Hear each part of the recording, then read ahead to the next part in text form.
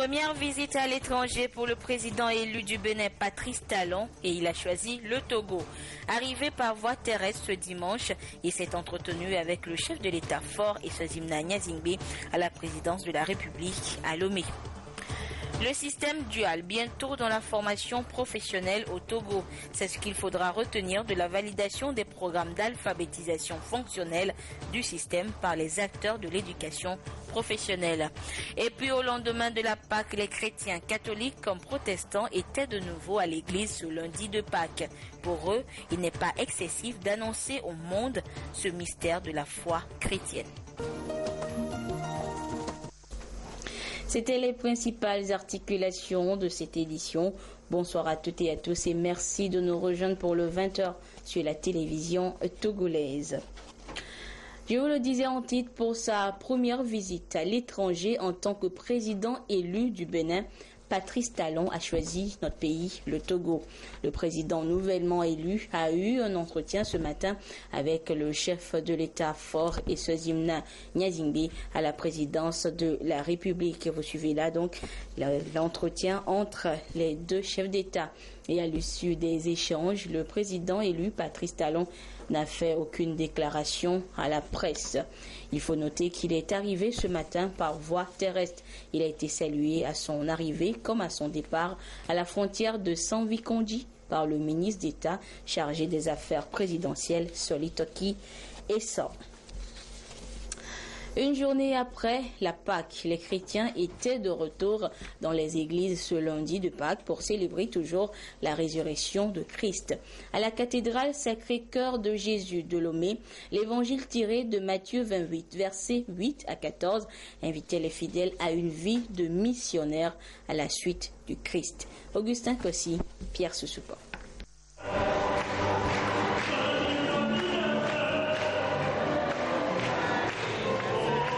C'est lundi de Pâques et la joie du Christ ressuscité continue de briller dans le cœur des chrétiens. Ici à la cathédrale Sacré-Cœur de Jésus de Lomé, les fidèles ont vécu de nouveau le mystère qu'ils avaient célébré il y a quelques heures dans la foi et l'espérance. Ils y croient. La Pâque ne s'arrête pas seulement au dimanche, jour de la résurrection, selon les préceptes de l'Église. Il y a toute une semaine durant laquelle Pâques continue de se célébrer, ce que nous appelons l'octave de Pâques. Mais le lundi de Pâques semble être le jour où la fête de Pâques se déteint directement sur le lendemain. Le lundi de Pâques, c'est la joie et la gloire du ressuscité, la lumière même de celui qui est sorti du tombeau, qui continue de rayonner sur le monde. C'est donc la continuité des solennités pascales qui fait entrer les fidèles catholiques dans ce qu'on appelle octave de Pâques. Les législations ont retenu ce lundi comme jour férié pour permettre aux chrétiens d'annoncer la joie du ressuscité au-delà du dimanche. Une nouvelle vie qui appelle à plus d'engagement, être missionnaire à la suite du Christ. Nous devions nous-mêmes continuer d'annoncer la résurrection du Christ, être des missionnaires de cette résurrection et non pas des démissionnaires. Cela signifie que nous avons des engagements, des responsabilités en tant que chrétiens à prendre. Nous célébrons aujourd'hui encore Pâques. Et Pâques, en réalité, qu'est-ce que c'est? C'est le passage. Le mot même veut dire passage. Passer des ténèbres à la lumière, passer du manque de foi à plus de foi. Jésus-Christ ressuscité, c'est aussi passer de la mort à la vie, des ténèbres à la lumière pour les chrétiens. Ils sont donc finis les jours austères de la Passion. Une nouvelle marche commence avec le Christ en attendant sa montée au ciel, l'ascension dans 40 jours. À la paroisse d'Apegame de l'église évangélique presbytérienne du Togo, les fidèles réunis une fois encore pour célébrer le ressuscité ont été appelés à faire confiance à celui qui a vaincu la mort et se tient toujours derrière chaque chrétien. Rachel Aoukou. Le Christ ressuscité est une étape très importante dans la vie des chrétiens. C'est une nouvelle aventure dans la marche avec Christ. Les fidèles de l'église évangélique presbytérienne d'Apegame l'ont si bien compris et se réjouissent ici de sa résurrection. Chants, louanges et recueillements, c'est la foi chrétienne qui se raffermit davantage.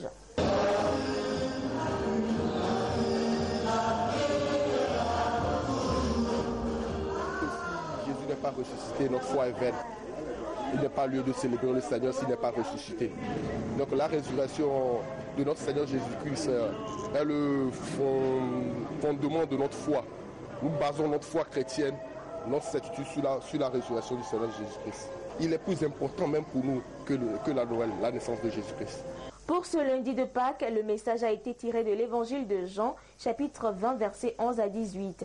Il s'agit d'exhorter les chrétiens à croire en la résurrection du Christ, d'où le thème « Ton Seigneur, le ressuscité, est derrière toi ».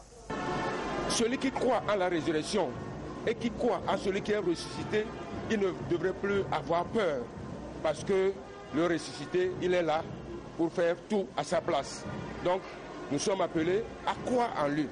Et le reste, lui-même, il le fera pour nous. Les chrétiens doivent donc tenir ferme et vivre une vie de piété en attendant la descente de l'Esprit Saint, la Pentecôte, qui sera célébrée dans 50 jours.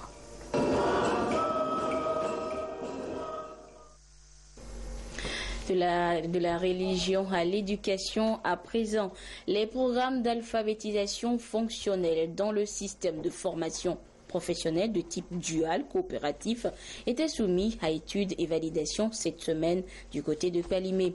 Il était question pour les participants de s'approprier un outil supplémentaire qui permettra à ce système d'être suffisamment inclusif dans la formation des apprentis. Des précisions avec Sonia Amenipo et Rachel Aokou.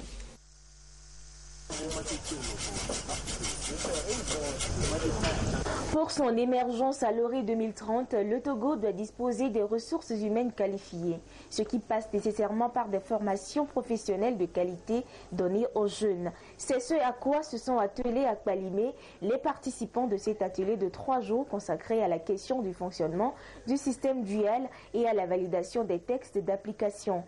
Au cours des travaux, ils ont échangé et validé le projet de texte élaboré sur l'alphabétisation fonctionnelle du système dual. Ceci pour donner un autre visage de formation professionnelle au Togo. Nous avons des programmes de formation pour les jeunes désireux d'avoir des compétences professionnelles pour l'exercice d'un métier. Or, nous sommes dans une démarche inclusive. Cela signifie que cette formation professionnelle, par le biais de l'apprentissage, s'adresse à toutes les catégories de jeunes, scolarisés et non scolarisés. Alors, à l'égard de ceux qui n'ont pas eu la possibilité d'aller à l'école, ou bien qui ont abandonné précocement l'école, nous avons conçu un programme d'alphabétisation qui leur permette d'avoir accès aux connaissances technologiques de leur métier. Cette formation s'inscrit dans la vision du ministère de l'Enseignement technique et de la formation professionnelle sur l'alphabétisation pour la valorisation de l'apprentissage du type dual.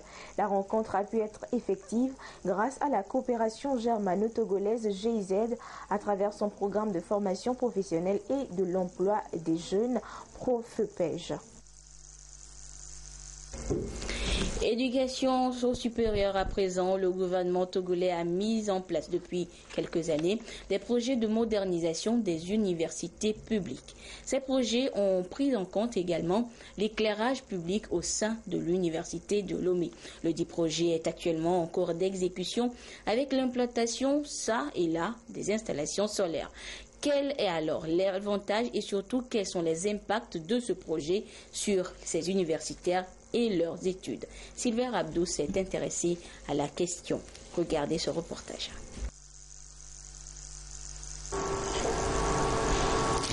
L'implantation de ces lampadaires, ça et là, sur toutes les rues du campus universitaire de Lomé, fait partie intégrante des projets du gouvernement en matière de modernisation des universités publiques. Un éclairage fourni par des panneaux solaires en vue d'offrir aux étudiants un cadre pouvant leur permettre d'améliorer leurs conditions d'études. Et déjà, les bénéficiaires poussent un ouf de soulagement. Ça permet que le campus devienne plus clair. Ça nous éloigne des dangers parce que des fois, quand on finit les cours les nuits, on a des difficultés à rentrer, tout est sombre. Maintenant, avec ce travail, nous rentrons facilement. Quand on est même dans la ville et on regarde le campus la nuit, c'est bien joli. Donc je souhaite que le travail là soit continuel et qu'on puisse planter des choses comme ça partout. L'obscurité aussi ne nous permettait pas d'apprendre la nuit, parce que toute la journée on est occupé, la nuit il faut apprendre mais il n'y a pas la lumière. Mais avec l'implantation de ces panneaux, vraiment ça nous avantage. D'abord, les voies sont claires, l'enceinte de l'établissement c'est clair un peu partout et ça nous permet également de sortir la nuit pour apprendre dehors. Cette infrastructure va aussi permettre de relever le défi de l'insécurité au sein du campus et rendre surtout les structures d'accueil plus accessibles. Des projets engagés de longue date et qui se poursuivent. Il y a d'autres projets qui concernent les équipements, les infrastructures routières et tout cela, de façon à faire de nos universités publiques non seulement des lieux d'apprentissage, mais une qualité de la formation, un lieu attractif en termes de l'offre de formation. Tout cela pour faire en sorte que les structures d'accueil de nos jeunes apprenants suffisent, parce qu'aujourd'hui la demande est très forte. Non, le gouvernement met les bouchées doubles pour pouvoir répondre à cette demande et faire aussi en sorte que les structures que nous mettons en place répondent aux besoins du marché, du travail tout simplement. Ça, c'est une autre préoccupation majeure qui est prise en charge par le gouvernement. Le projet a débuté il y a quelques mois déjà et les voies sont désormais éclairées toutes les nuits. En dehors de ces réalisations, d'autres avancées sont également notées, notamment la dotation du campus de Lomé d'un nouveau bloc polyvalent. D'autres projets sont encore en vue pour faire du campus de Lomé un véritable temple du savoir, résolument tourné vers la modernité. Direction Cara à présent, où les responsables du parti UNIR, Union pour la République, des CVD ONG, les chefs traditionnels et d'autres personnes ressources de la préfecture d'Assoli ont eu une rencontre il y a quelques jours à Bafilo. Les échanges ont porté sur le recueil des besoins exprimés par les populations d'Assoli en matière de développement socio-économique et culturel. Les précisions avec la correspondance de Nestor Mozo. Au Togo comme ailleurs, les campagnes électorales constituent des moments propices pour les populations d'exprimer leurs besoins liés au développement socio-économique et culturel aux candidats qui sollicitent leur suffrage. Lorsqu'il était candidat aux législatives de juillet 2013, Tak Youssif Nyogbu, actuellement député du parti Union pour la République, a consigné les préoccupations des populations de la préfecture d'Assoli. Son recueil a fait l'objet d'études des cadres de UNIR Assoli. Pour cette rencontre, il s'est agi de présenter le document aux autorités administratives, traditionnelles, religieuses, aux comités villageois de développement, aux ONG, aux associations et aux personnes ressources afin de susciter un débat pour l'enrichir davantage. Que ce soit dans le domaine de l'éducation, dans le domaine de la santé, de l'agriculture, de l'environnement, de l'action sociale, des travaux publics et de l'énergie, chacun a pu trouver son compte dans les besoins déjà exprimés lors des campagnes électorales. L'objectif de cet atelier est de permettre à ces populations locales de s'approprier ce document pour que toutes les actions contenues dans ce document-là soient suivies par ces populations elles-mêmes et aussi les cadres dans l'accompagnement du gouvernement au regard de la réalisation des objectifs de l'émergence du Togo à l'horizon 2030. Nous sommes dans la décentralisation. Il ne faut pas compter sur les autres. Il faut aussi compter sur soi. Et pour compter sur soi, il faut avoir un document de travail, un outil de travail. C'est ce que le député a fait. Il a élaboré tous les besoins. Nous tenons à le remercier pour ce travail qu'il a fait. Avec ce recueil, la préfecture d'Assoli dispose donc d'un plan d'action qui mentionne les éventuelles sources de financement. Les comités de développement des quartiers, de villages et de cantons ont été sensibilisés sur leur rôle dans l'élaboration des projets pour le développement de la préfecture. L'actualité sur le continent nous amène à présent au Congo-Brazzaville avec cette crise naissante après la publication des résultats de la présidentielle du 20 mars dernier. Résultats qui donnent vainqueur le président sortant Denis Sassou Nguesso. Des résultats contestés par l'opposition et les Congolais retiennent depuis lors leur souffle. Regardez. Les fêtes de Pâques n'ont pas fait baisser la tension en République du Congo. Juste avant le week-end, les résultats de la présidentielle ont été publiés et immédiatement contestés par les 4 candidats d'opposition qui en appellent maintenant au peuple. Depuis, les Congolais retiennent leur souffle. Le climat n'est pas du tout serein, mais en tant que Congolais, je pense que nous avons à dépasser un peu tous ces clivages-là. Le pouvoir a répondu par un déploiement de force.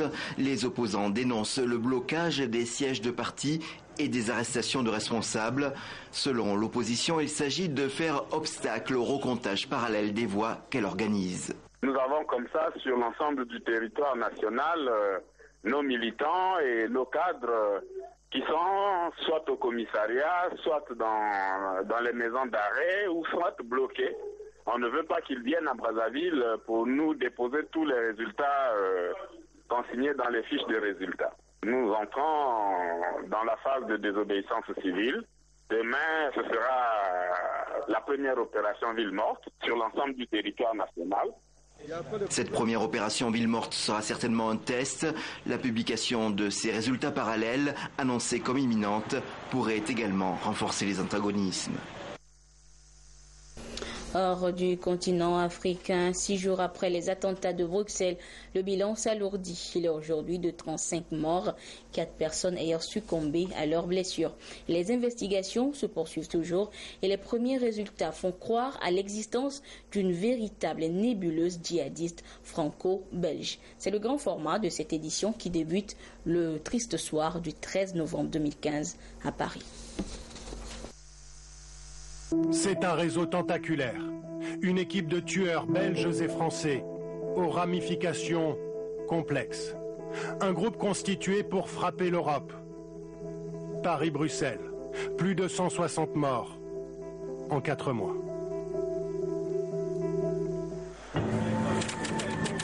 Tout commence dans la soirée du 13 novembre dernier. Paris est attaqué. Au centre de ces attaques parisiennes, Abdelhamid Abaoud, 28 ans, un homme bien connu des services de police, parti en Syrie en 2013. Il apparaît comme l'organisateur des attentats, en contact tout d'abord avec l'équipe du Stade de France. 21h20, en plein match entre la France et l'Allemagne, on entend une explosion. Puis une deuxième. 2 hommes viennent de se faire exploser. 2 inconnus entrés en Europe dans le flot de réfugiés avec des passeports syriens. Des fausses identités. À 21h53, c'est au tour de Bilal Hadfi de déclencher sa ceinture d'explosifs.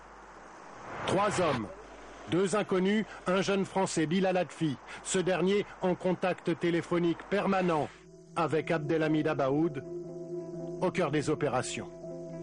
Autre escadron de la mort, l'équipe du Bataclan. 3 hommes ouvrent le feu. 3 jeunes Français, Ismaël Omar Mostefai, Foued Mohamed Agad et Sami Amimour. Les équipes du Bataclan et celles du Stade de France et Abdelhamid Abaoud, tous ont un point commun, la Syrie, où ils se sont vraisemblablement rencontrés. La dernière équipe, le commando dit des terrasses. Abdelhamid Abaoud fait partie du commando, avec Chaki Bakrou et Brahim Abdeslam. Tous 3 viennent du quartier de Molenbeek à Bruxelles. 3 délinquants notoires. Brahim Abdeslam se fait exploser dans un café du boulevard Voltaire.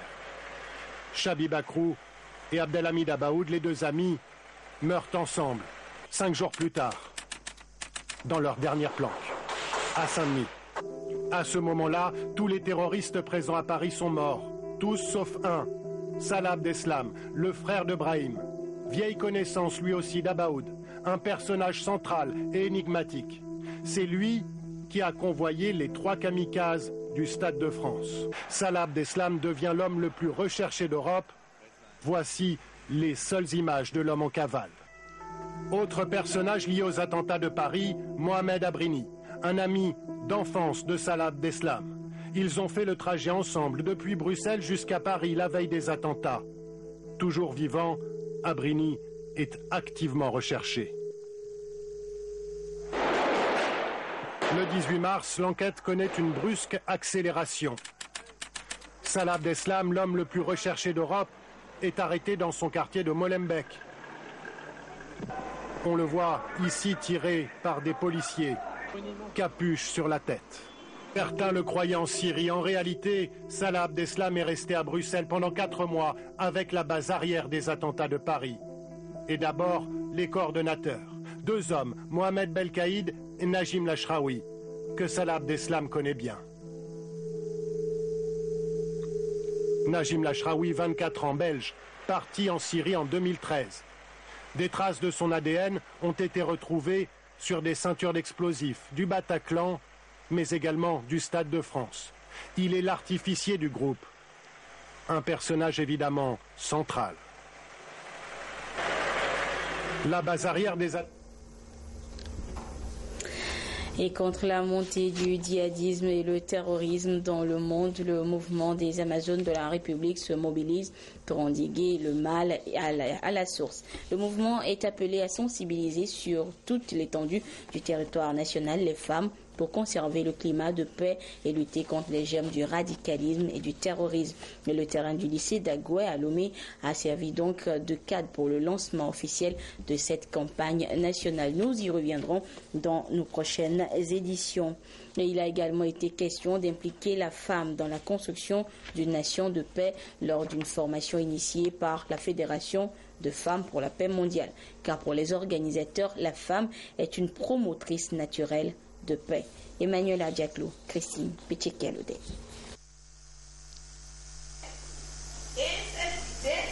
Pour une paix universelle durable, chaque famille doit être fondée sur des valeurs qui mettent en relief l'acceptation de l'autre, le respect mutuel et le vouloir vivre ensemble. La Fédération des femmes pour la paix mondiale a bien conscience du rôle de la famille et surtout de la femme dans le développement. Les membres échangent sur la responsabilité de la femme dans la construction d'une cité paisible. Nous indiquons l'éducation des caractères, comment forger la personnalité de l'enfant, pour que l'enfant puisse comprendre qu'il est un enfant. Alors, il est issu d'une famille. Quand je suis un enfant, je suis issu d'une famille, c'est-à-dire que j'ai appris à vivre avec les autres. De la même manière, je vis avec ma mère, mon père à la maison. De cette manière, je vais respecter les autres papas, les autres mamans que je vais rencontrer dehors. Ça contribue pour la paix. Dans chaque pays, le nombre minimal des ambassadrices pour la paix universelle est estimé à 2730. La Fédération a nominé 18 femmes pour être artisanes de paix. La Fédération des femmes pour la paix mondiale a bien choisi de nominer des femmes pour agrandir leur cercle. Là où se trouve la femme, il y a toujours la paix. Et femmes que nous sommes avons l'impérieux devoir de rechercher la paix dans nos maisons quand on sait que l'objectif premier d'une femme dans sa maison, c'est le bien-être de sa famille. La ministre en charge de la promotion de la femme a salué cette initiative et a encouragé ces femmes à poursuivre leurs actions, lesquelles contribuent à construire des familles harmonieuses pour une nation de paix. Cette fédération accompagne également les jeunes filles dans la lutte contre les grossesses et le mariage précoce. Et c'est pour promouvoir également la cohésion entre les ressortissants de Noché et autres localités environnantes qu'a été créée l'Union des filles et fils des Vétos. Et pour le 3e anniversaire de l'Union, une consultation foraine a été organisée à l'endroit de la population de la ville de Noché. Yves Agbevivi. L'affluence est imposante et les allées ne disposent plus d'espace. Les malades de la ville de Noché et de ses environs ont répondu à l'appel de l'Union des filles et fils des Vétos pour le développement, en abrégé UFED, pour des consultations foraines en gynécologie, en médecine générale, en ORL, en ophtalmologie, en cardiologie, en rhumatologie et en soins bucco-dentaires, une opération initiée pour marquer les 3 années que l'Union vient de boucler. Nous sommes à 45 minutes déjà du démarrage. On est déjà à une 50aine de personnes à consulter. En médecine, nous donnons aussi les médicaments gratuitement. Tout développement passe par l'homme et qui parle de développement parle de la santé d'abord. Donc nous avons jugé bon de consulter la population et de les aider en matière de santé. Voilà pourquoi nous avons initié ce projet. Pour les bénéficiaires, cette œuvre de bienfaisance est très importante à l'heure où ils sont confrontés à des problèmes financiers. La population est très contente et nous remercions ceux qui ont pris l'initiative de venir nous aider par cette consultation. Je me suis réveillée à 4 h du matin, je me disais que si seulement je pouvais trouver le docteur sur place, je serais vite consultée parce que je sentais le besoin. Créée le 26 janvier 2013, l'Union des filles et fils d'Eveto a déjà réalisé des ouvrages d'assainissement dans la localité de Notchen, des actions que l'Union étendra dans les années à venir dans l'espace Eveto. Et on revient une fois encore à la célébration de la Pâque avec cette 13e édition de la course et la marche pour la résurrection de Christ. Et c'était donc ce lundi de Pâques, une démarche pour les fidèles catholiques d'implorer une fois encore la bénédiction et la miséricorde de Christ ressuscité. Et c'est une initiative de la fraternité de l'Évangile de la paroisse Saint-Antoine de Padoue de Hanoukopi. Le compte rendu avec Eric Djanikbor et Silver Abdou.